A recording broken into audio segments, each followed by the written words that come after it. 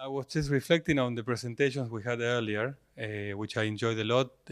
Sonia from you, from Miriam, from Yelena as well.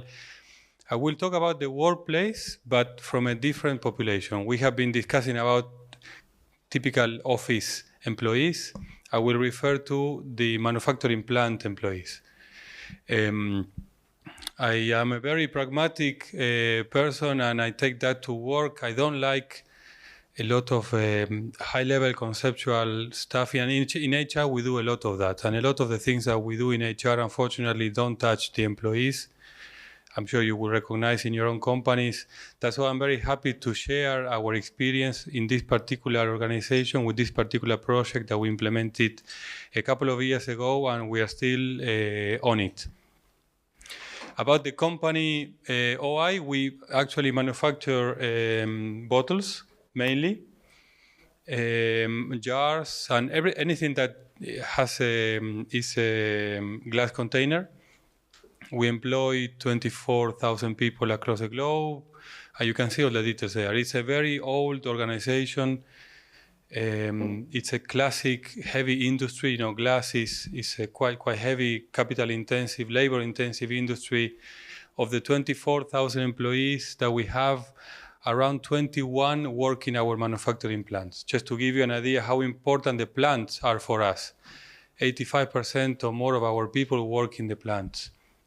I joined the company 5 years ago to lead Europe initially. Then after a few months, I ended up leading Europe and Asia. And after 1 year, I ended up leading HR in the company. I'm extremely happy with the job, extremely happy with the company.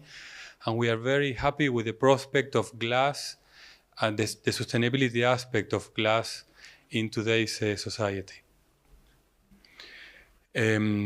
These are some benefits of what we produce. I think you know them all.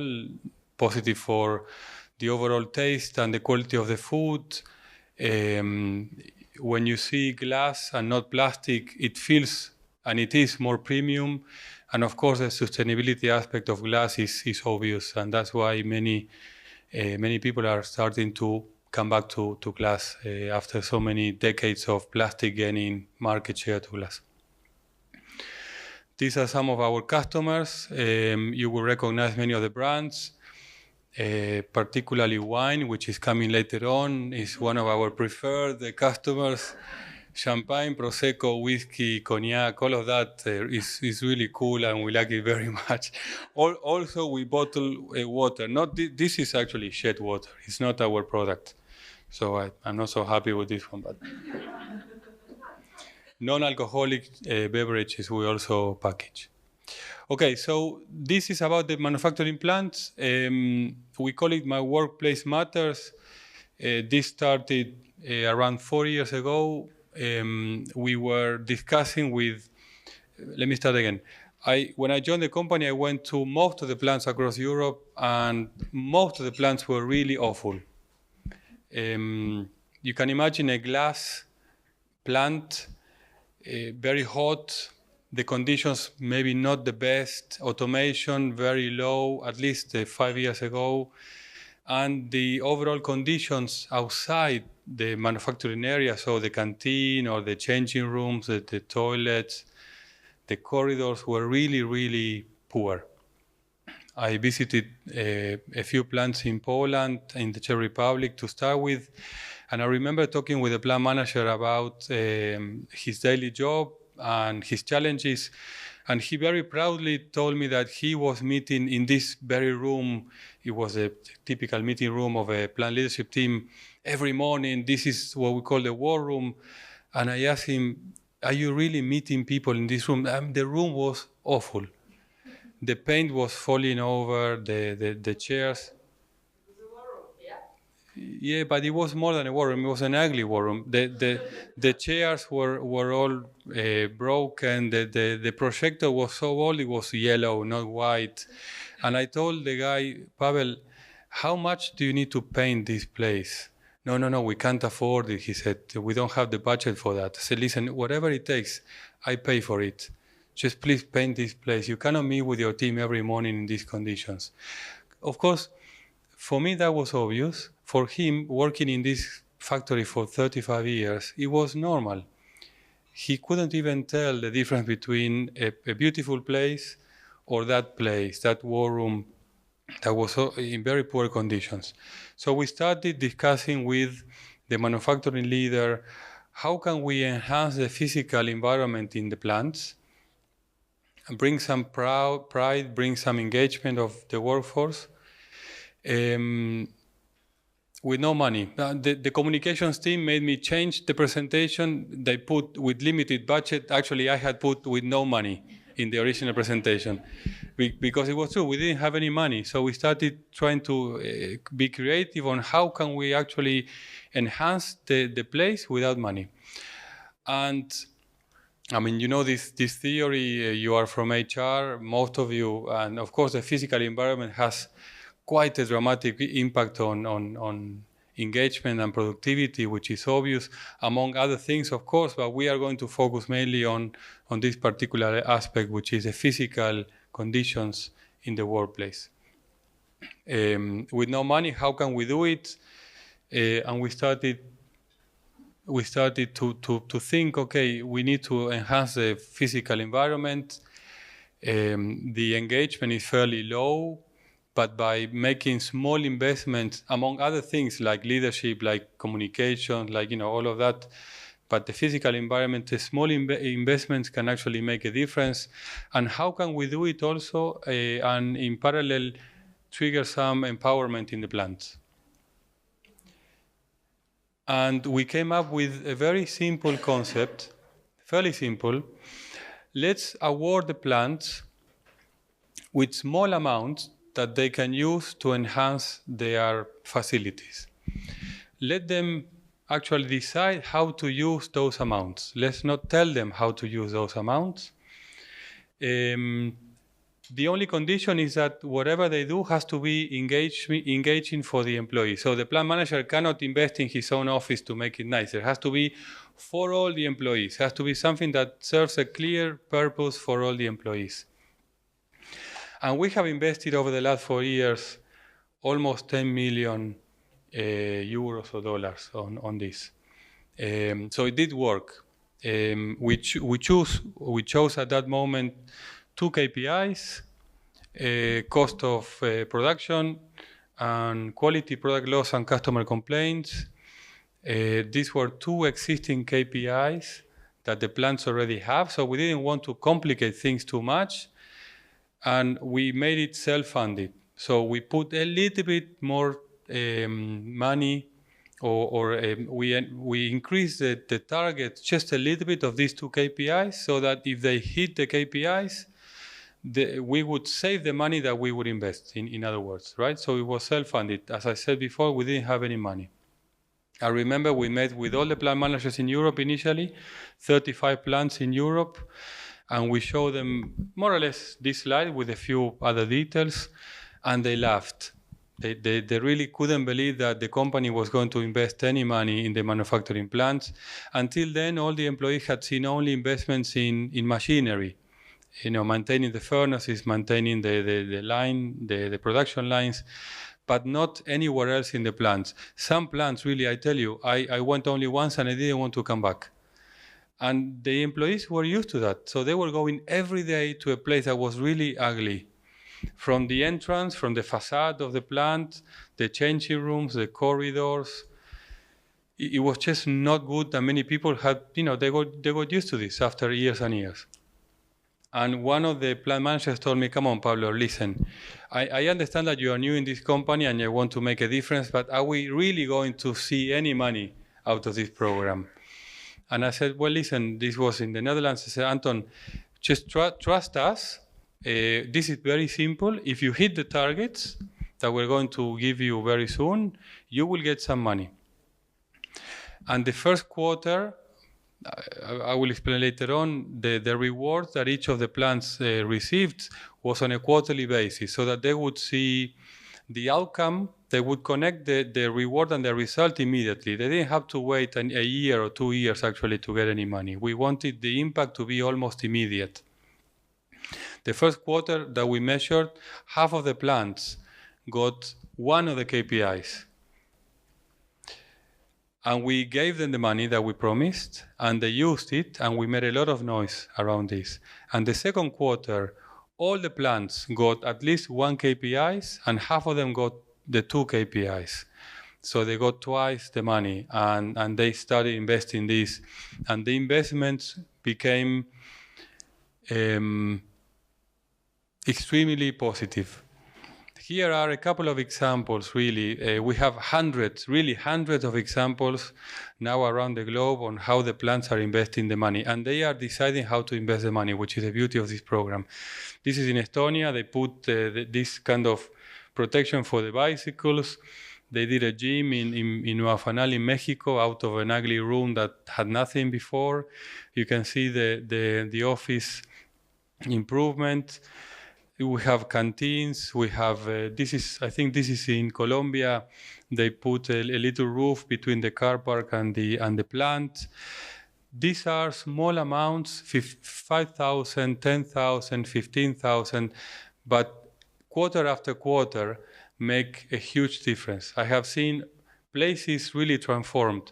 And when we go around the plants, any of the leadership team, the employees proudly take us to those places that they have rebuilt, repainted, redone, and they show us with immense pride that, okay, this is the money coming from my workplace matters. This is really working for us.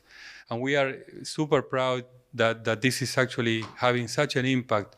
The engagement in the plants has risen in some plants enormously.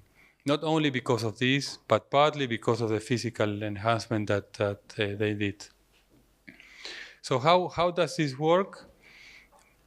We explained this to all the plants very, very clearly at the beginning. These are the rules, and this is how the program works. Everybody's working towards the KPIs. Obviously, after each quarter, we review the numbers, and after 1 week, we tell you, plant X, you got 1 KPI or 2 KPIs or none. If you get 1, you get 50%. Otherwise, you get 100%. The amount is determined by the number of employees in the plant. For example, on average, our plant has one plant of OI has 250 employees, and we said at the beginning, okay, it's 100 euros per employee.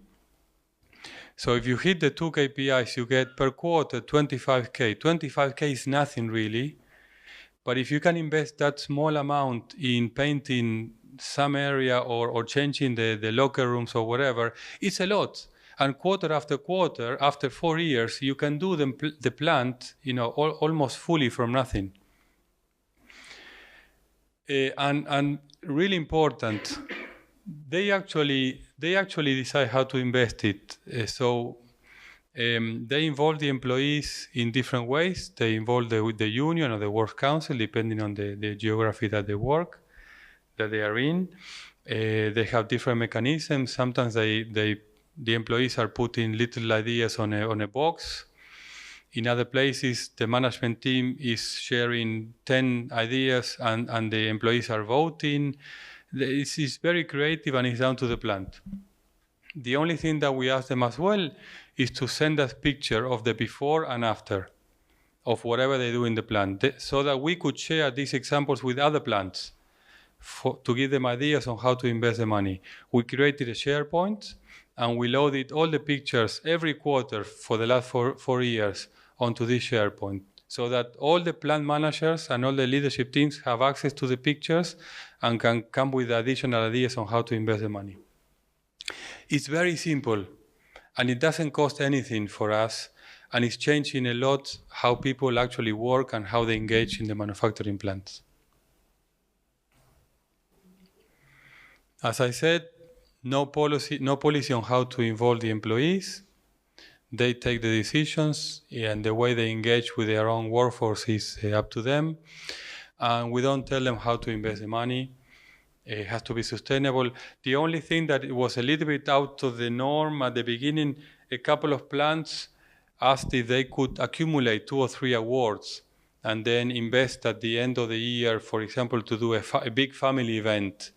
Or in one particular plant, they actually built a football pitch next to the plant, and for that they needed more money, so they had to accumulate 2 or 3 or 4 quarters to do it. And we said, okay, fine, but we are going to more or less police you how to do it, because though we didn't want to micromanage anyone, we wanted to make sure that the money was properly invested in the plants.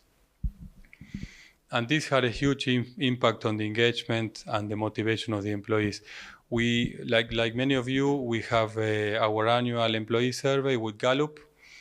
And as you know, Gallup has this question about my opinion counts. And that particular question across the plants actually went up to the roof, because we were listening to the employees. They were deciding how to invest the money, and they could correlate this particular program with that particular question. So the engagement overall went up in all the plants. Now, of course, we hit it well. We made good success with this, but also we made some mistakes. This is what really worked. The engagement and pride went up, as I said before. The participation was key for the employees to decide how to invest the money. We found that was super important. The connection between the rewards and the results was also very important. So a big learning for us, if I can share one of many elements of this program, is to keep the reward and the results closely connected. So people can actually relate to it, and they will feel immensely motivated to do it again. In some places, they are thinking of doing this monthly, if you imagine, for even a smaller amount. I think it's a little bit too much. We're saying no to that for now. Collecting the examples was also very important. Involving the Works Council was very important. In some countries, you know, in the European countries, and also in a couple of places in Latin America as well, in Brazil, we had some issues with the Works Council. For some reason, as you know, the Works Council feel they have to say no just in case, and then start the conversation. This is the case in France in general. Germany is also quite particular, as you all know, from this country. So we had to really explain the benefits, and they were part of the voting. So it was difficult for them to reject this. We started in Europe, and then this became global. Last year, we actually had brought this to the US and to all the South American countries. And also to keep it simple. Don't over-engineer these kind of things. Keep it very simple. We chose 2 existing KPIs, and we just increased the targets a little bit to make it self-funded. We also made some mistakes, and this should be part of any sharing in this kind of forum, so that we can learn from each other. In some plants, there was no real empathy for this. They didn't believe in this, and the energy they put into this was very slow. Therefore, they had to hear the noise from other plants to actually realize that this was real, and then they started putting a little bit of energy behind this. In 1 or 2 places, the choice of investment was a little bit doubtful, if this was really for everybody or it was just for the leadership team.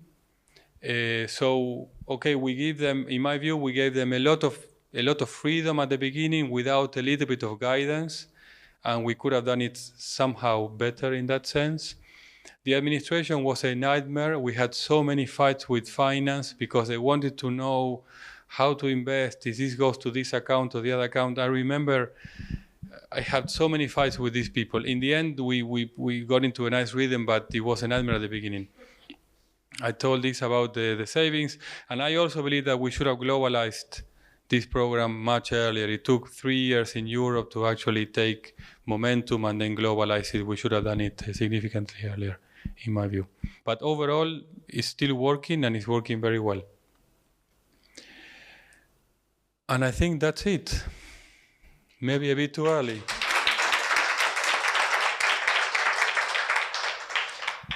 Before you ask, Bettina, my takeaway, forget about this program, forget the program. In HR, we actually talk a lot, and sometimes we don't really impact what the employees go through.